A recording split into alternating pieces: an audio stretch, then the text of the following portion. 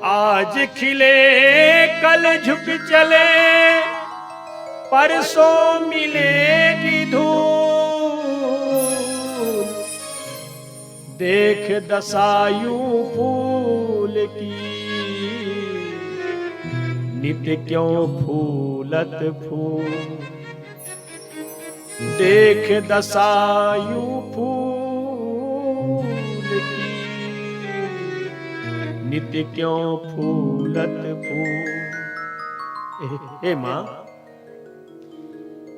एक ऐसा फूल है कि एक कली लगी हुई है, एक खिला हुआ है और एक धूल धूसरित हो गया है, धूल में मिल गया टूट करके।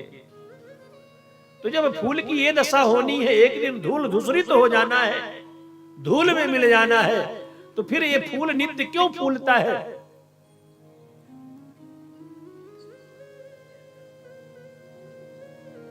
और जैसे इस प्रकार से उस वैराग्यवती ने पूछा, तो मां ने कहा कि बेटी यही संसार है। ऐसो सतगुरु ना मिले पकड़ छुड़ावत बाह। जब मां ने कहा बेटी यही संसार है, ये फूल को देख करके बताया कि यही संसार है, उस दिन से उस देवी के, उस वैराग्यवती के मन में अभिलाषा जगी कि जीवन में ऐसा सद्गुरु मिले जो मुझे भवसागर से उबार ले। जीव भवसागर में भटका हुआ है, ये संसार एक भवाटवी की तरह है और इस भवाटवी में जीव भटका है। अब वो रटने लगी कि ऐसा सद्गुरु ना मिले वो पकड़ छुड़ावत बाह। तो एक चोर चोरी करने आया था और जब उसने सुना तो समझ लिया कि इसको गुरु की तलाश है, तो वह चोर नकली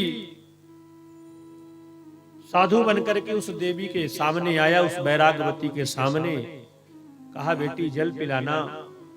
और जैसे वो राजकन्या जल लेने गई और लेकर के आई, कहा हे बताओ कि तुमने गुरु वरण किया कि नहीं किया? कहा महाराज अभी तो हमने जीवन में गुरु नहीं बनाया। तो कहा तुम निगुरी हो, अभी तुमने गुरु वरण नहीं किया तो तुम्हारे हाथ का हम जल ग्रहण नहीं करेंगे।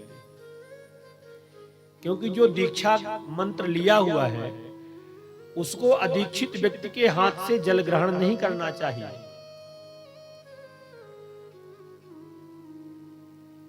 तो उस राजकन्या ने कहा कि आप ही गुरु बन जाइए और जल ग्रहण कर लीजिए, मेरे द्वार से आप ऐसे चले जाएंगे तो ठीक नहीं है, और हमें तो सद्गुरु की तलाश है ही। तो बना महात्मा, तो उसने कहा कि देखो गुरु मंत्र जंगल में होता है, महलों में नहीं होता। ठीक है जंगल चली, उसे तो लगन लगी थी। तो कहा जितनी तुम्हारी श्रृंगार की सामग्री है, सोना चांदी सब एक पिटारी में बंद कर लो, सबको लेके चलना होता है। वह राजकन्या तुरंत सबको भरा और लेकर के चल देती। जंगल में जब साधु पहुंचा, एक वृक्ष के नीचे रुका और उस राजकन्या को रस्सी निकाली, लंबी चौड़ी रस्सी से पेड़ से बांधने लगा। देवी ने पूछा गुरुदेव क्या कर रहे हैं? कहा कि तुझे दीक्षा दूंगा। रस्सी से बांध दिया, सोचा इसी प्रकार की गुरु दीक्षा होती होगी बेचारी, और क्या जाने।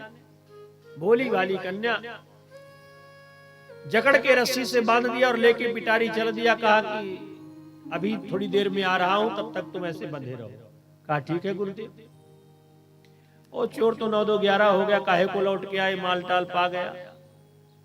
अब भूखी प्यासी 1 दिन 2 दिन हुआ, तब तक यहाँ राजमहल में कोहराम मचा। भाई कन्या कहाँ गई?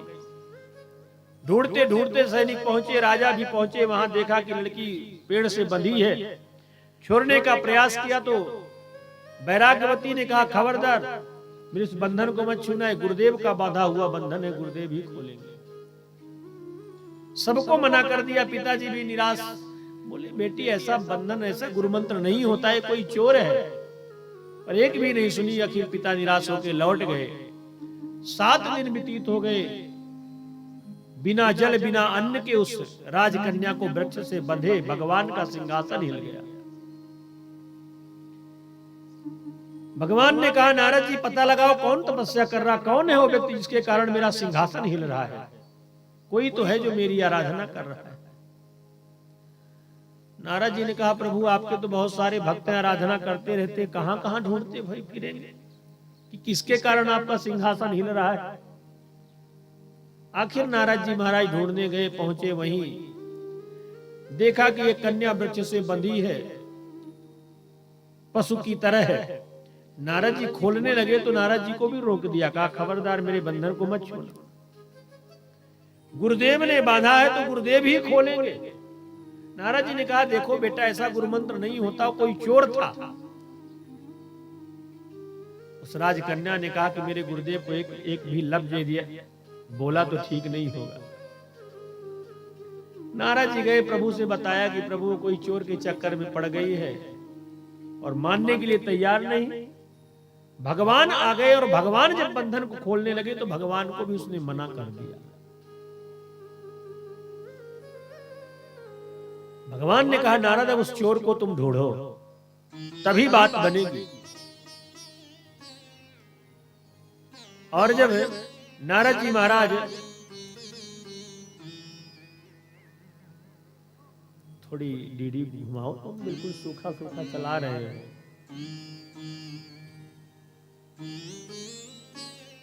जैसे अपने मन से तुम बना।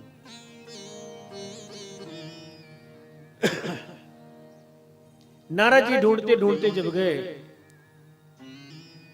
तो वही चोर चोरी करते मिल गया। नारद जी ने पहचान लिया, कहा चलो तुमको भगवान ने बुला रहे। कहा हम तो चोर हैं, हमें भगवान क्यों बुलाएंगे भाई, हमें पुलिस वाले बुलाएंगे, भगवान क्यों बुलाएंगे। नारद जी ने कहा तुम जानो और भगवान जाने, भगवान ने बुलाया। अरे कहा कोई दूसरा होगा, अरे कहा तुम ही हो। नारद जी महाराज ले गए, पकड़ के कांपते हुए पहुंचा, देखा कि कन्या बंधी है, अब तो कांपने लगा। भगवान ने कहा कांपो मत, इसका बंधन खोलो। और जब गुरुदेव ने बंधन खोला, बंधन खोलने के बाद उस कन्या ने देखा कि गुरु गोविंद दोनों खड़े, गुरुदेव भी खड़े हैं और भगवान गोविंद भी खड़े हैं, किसके आगे पैर पड़ूं। तो भगवान ने इशारा किया कि पहले गुरुदेव के चरणों में गिरो, क्योंकि इनके कारण तुम्हें मेरा दर्शन हुआ है, इनकी महिमा है। तो गुरु गोविंद दोनों खड़े, काके लागू पाए बलिहारी, गुरु आपकी गोविंद दियो लखाए। भगवान ने बता दिया। और तो कहने का अभिप्राय यह है कि हमारे निष्ठा पर सब कुछ है। उस राजकन्या की निष्ठा उस चोर से, चोर में भी गुरु रूप में थी, तो उस रूप में भगवान मिल गए। तो हमारी निष्ठा अच्छी होनी चाहिए। हमारी निष्ठा, हमारा मन, हमारा भाव अच्छा होगा तो पत्थर में भी भगवान दिखेंगे, और भाव नहीं है अच्छा तो भगवान में भी पत्थर दिखेंगे।